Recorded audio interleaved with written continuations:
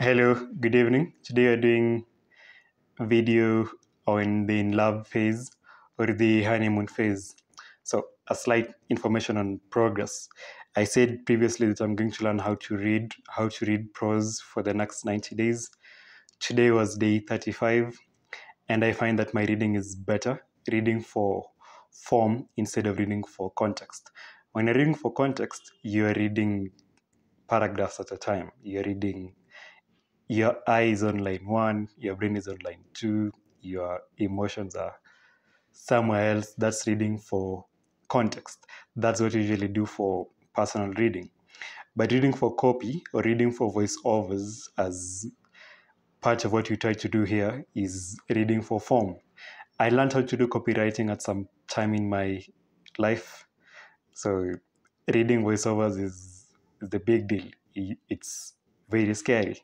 For someone who used to stutter before, as I am, that was a big goal. So today was the 35. For the next 30 days, I'm going to focus on my voice. I figured that I'm naturally mild-mannered and maybe soft-voiced. Well, I can shout, but my normal tone of conversation is lower than that of a majority. So I'm going to learn how to speak. Today I was singing alone in the street and I could hear my voice from this side instead of the bone conduction, the air conduction, if you know how that works. So maybe give me grace and probably give you some information you need. So hopefully by the next month or by somewhere beginning of April, we should have a better voice over. Okay, so the in love phase or the honeymoon phase or the limerence. Whenever we picture somebody falling in love, we usually picture somebody who's obsessed. They're always on the phone, they're always talking with their boyfriend or their girlfriend.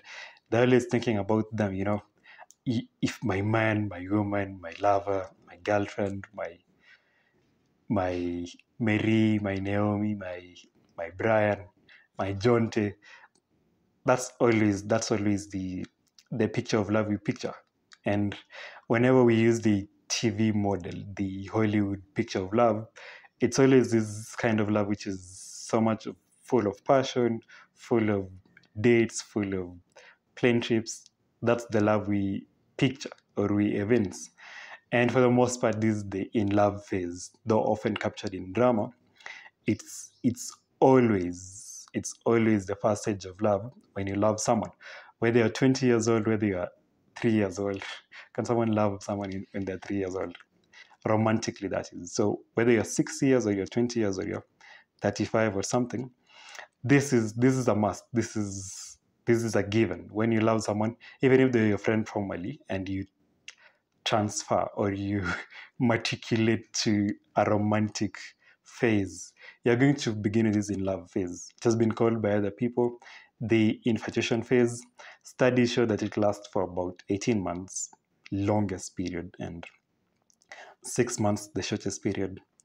Yeah. Even if you get someone and you marry them today, you're going to begin that in love phase first, then the immature love follows after. We spoke in the previous video about emotional love tanks. So we say that all of us sort of have tanks within us which need to be filled with love, or at least to have a good level of fuel or supply of love. Then we feel more at peace, more at ease.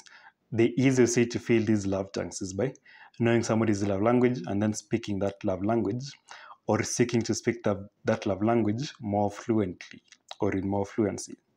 So the next video will be about love languages. This one is about the first stage of love, the in love phase. So I got my material from theverywellmind.com, Psychology Today, and Gottman.com. But this is majorly an idea by Gary Chapman, but it has been in researches previously. So I have 4 paragraphs I'm going to read.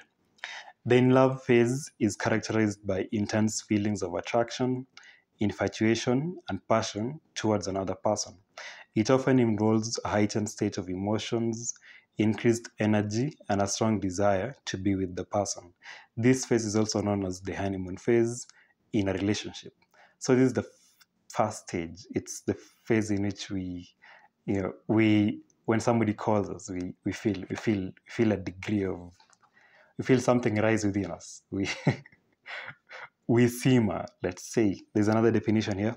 The in love phase is the first stage of a romantic relationship when you feel intense attraction and desire for your partner. It is also called limerence, and it is characterized by physical symptoms such as flushing.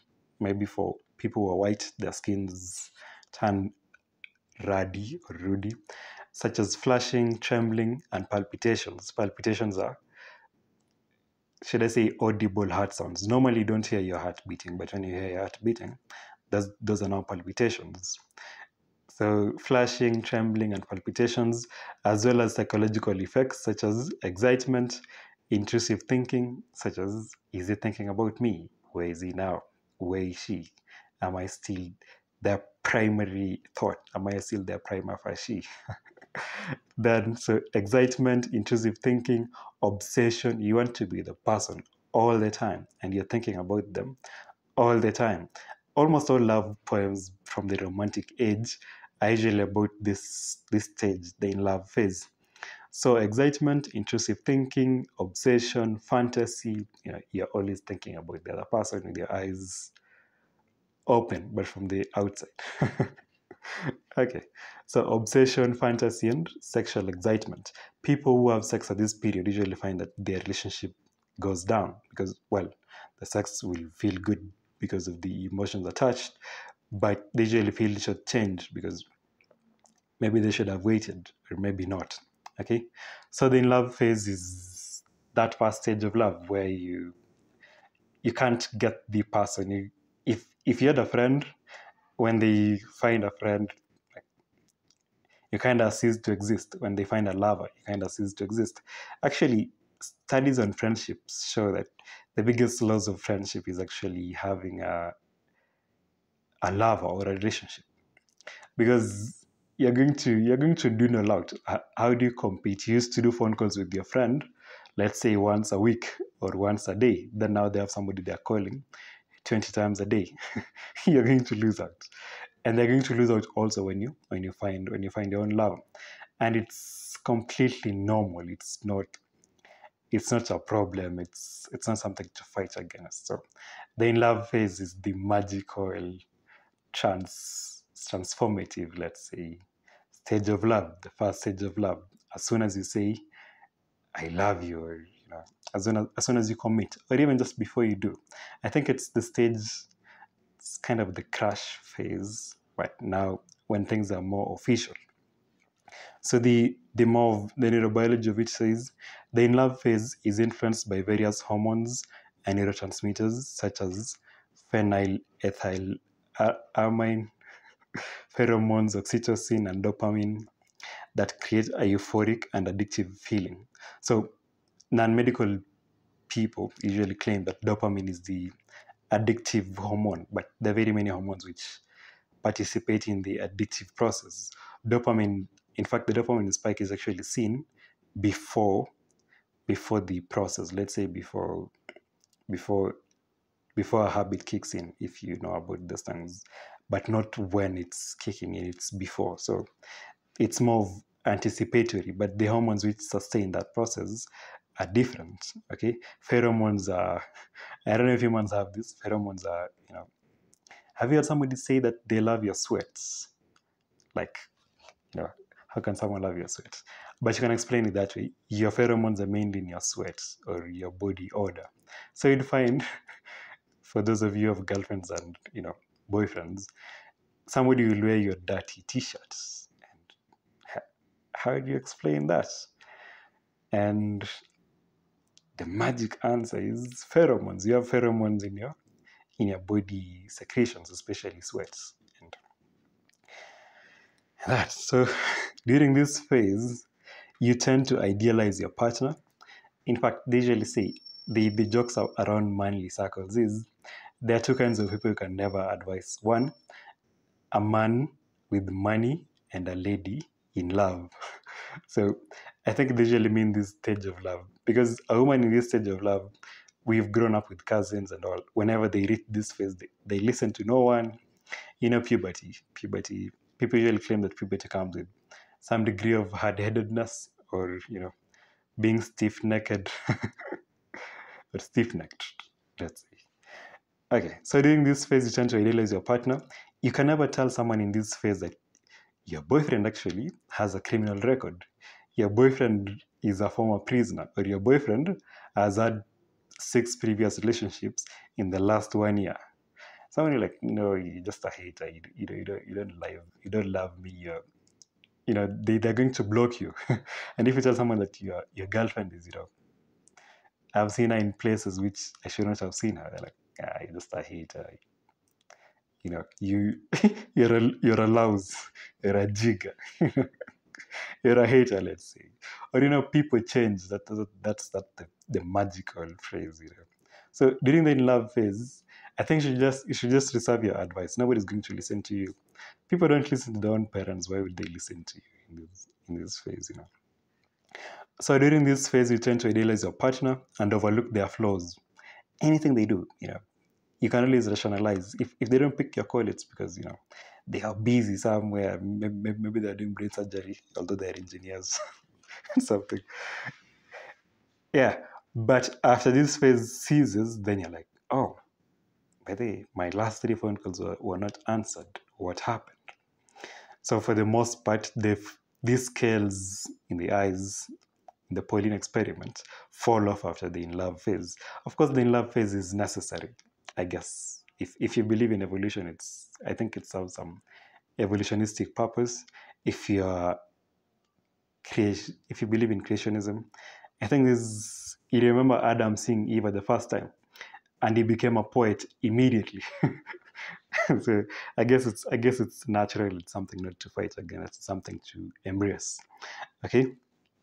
So again, during this phase, you tend to idealize your partner and overlook their flaws. You also feel a strong connection and a fear of rejection. You feel you are running in too much. Maybe you're too much. Maybe you're too scarce.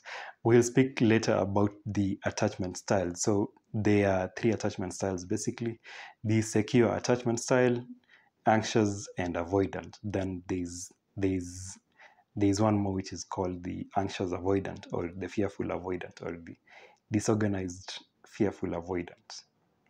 Yeah, I think that's it. So especially if you find 2 people who are anxious and avoidant, or anxious and disorganized, trying to date each other, it's such a push and pull. It's so dramatic. It's wondrous. You could write a movie out of the same. Anyway, the short of it is, if you have a secure attachment style, you can date anyone. If you have an insecure attachment style, you should only date someone who has a secure attachment style.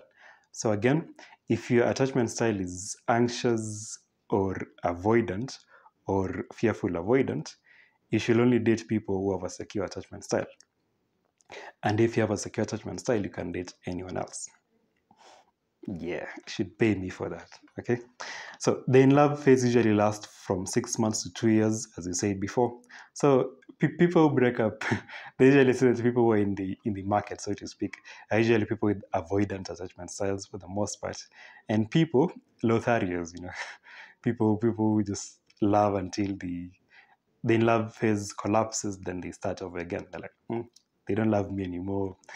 You love as soon as, and only as long as, the in love phase endures. As soon as it falls over, and now it's room for the mature love, you drop the person, you pick someone else. Then you chase the butterflies, you chase my feelings. It seems compulsive. I think it should be something in the DSM. Some copywriter somewhere should discover a disease. A disease, they call it hopeless. There's a name, hopeless romantic. No, everyone is an hopeless romantic. It just depends on the stage. Yeah, you just can't diagnose yourself as a hopeless romantic, yet you never keep a relationship for more than a year. All you want is just, the butterflies. As soon as the butterfly sees you, you change people as though you're changing your clothes or your apparel. You should stop. You should meet Jesus or something. So the in love phase usually lasts from 6 to 12 to 2 years, depending on the couple and the circumstances. So if somebody is far from you, let's say you're dating someone who is in the army, it could last longer. If you're dating someone who is near you and you've been friends for, from childhood, it can't last for 4 years, probably a few months. It is often followed by other stages of love, such as building trust. There's a book by Gottman and I think somebody else about building trust. There's also a book by the person who wrote The 7 Habits of Highly Effective People, Steve Covey. So building trust is something. But the trust is the oxygen to a relationship. So when you break the trust, especially in the love phase, the consequences are catastrophic. Yeah, or catastrophic. Somebody could kill you for it. Imagine all that passion which was used in the love phase being turned against you. So it's pretty dangerous. Okay. So it is often followed by other stages of love, such as building trust, facing crises together, facing crises. How do you say that? So for the relationships I've had, I think facing a crisis is usually a test. I have a problem with women myself. I tend to talk to too many of them. So whenever we get beyond that stage of me and girls, that or let's say somebody dies who we know, or somebody falls ill or something. Whenever we get beyond that phase, it's usually that love is sort of more mature. So in love phase, when there are crises in the love phase, you just carry on. You can even move into their place if they lose their own parent or something. You can actually offer to go to their place for 2 weeks without feeling it. But after the in love phase, it's more difficult. So when there's a crisis in the mature love after the love phase, then it's a good thing. It builds trust a lot. So it is often followed by other stages of love, such as building trust, facing crises, and deepening attachment. So attachment, you said, the secret is insecure, secure. If you're secure, you can date anyone. If you're insecure, you can only date secure. So you deepen attachment by doing life together. Somebody was asking me, what is the benefit of being in a relationship? I think you should answer down below. What's the benefit of being in a relationship? Or the model nowadays is the feministic ideal, like be happy, have no children, just just live your life alone, selfishly, and enjoy every moment of it. Commit to no man, commit to no job, just stay.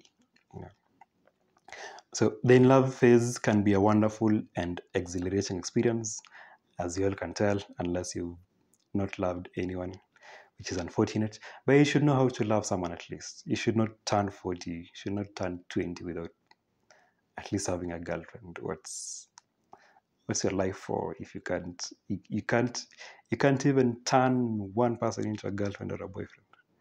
One person, are you sure? The in love phase can be a wonderful and exhilarating experience, but it can also be a source of stress and anxiety. Definitely. If you're the high school lover, when they show up and you want to talk to somebody else, now you have to act invisible, check different routes. Okay, I used to do that.